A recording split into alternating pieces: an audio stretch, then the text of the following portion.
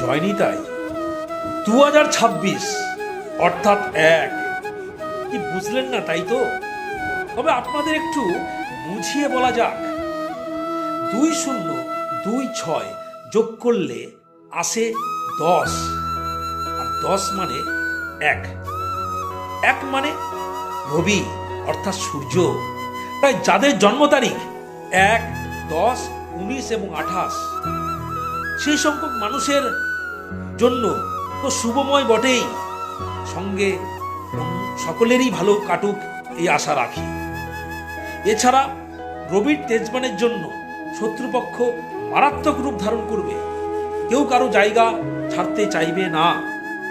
অগ্নিসংযোগ, বজ্রপাত, জ্বালানি দ্রব্যের ক্ষেত্রে মূল্যবৃদ্ধি বাড়ার প্রবল সম্ভাবনা আছে।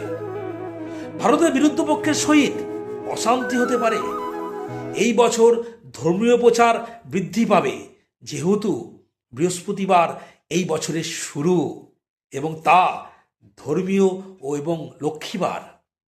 সনাতন ধর্ম এগিয়ে থাকবে সকলের মনে।